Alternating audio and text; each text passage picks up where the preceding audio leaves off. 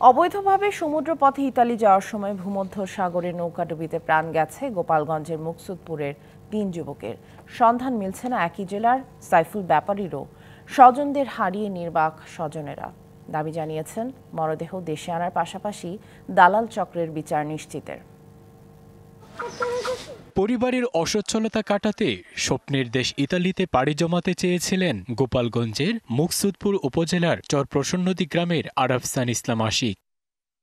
শুরুতে দালালকে দেন ১৮ লাখ টাকা। লিবিয়ায় পৌঁছালে নানা অজুহাতে নেওয়া হয় আরও ৮ লাখ টাকা।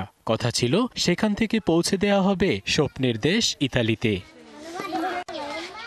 লিবিয়া থেকে ইতালি যাওয়ার পথে ভূমধ্যসাগরে নৌকাডুবিতে প্রাণ হারান আশিক। অনাকাঙ্ক্ষিত এই মৃত্যুতে পরিবারে নেমে এসেছে শোকের ছায়া।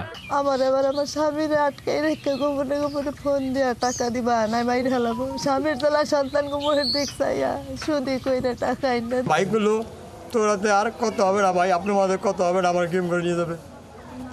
গেম করে নেওয়ার পরে ভাই আর খোঁজ নাই।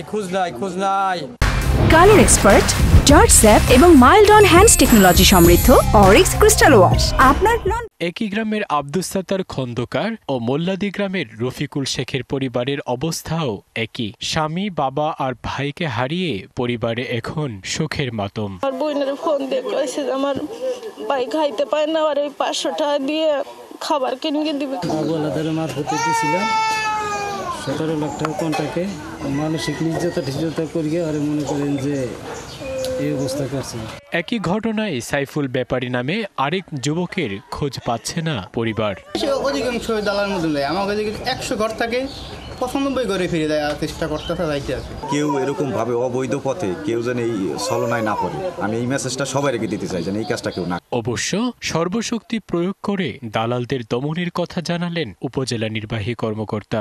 আইনি ব্যবস্থা এখন পর্যন্ত ওরকম কোনো নির্দেশনা পাইনি, দালালদের দমন করার নিয়ম সবসময়ই। এই ঘটনার কারণে আইটা আমরা জোর দিয়ে চেষ্টা করব। প্রতিনিয়তই দালালের খপ্পরে পড়ে সর্বশান্ত হচ্ছে এ অঞ্চলের লোকজন, তারপরও থেমে নেই প্রতারক চক্র। DBC news desk.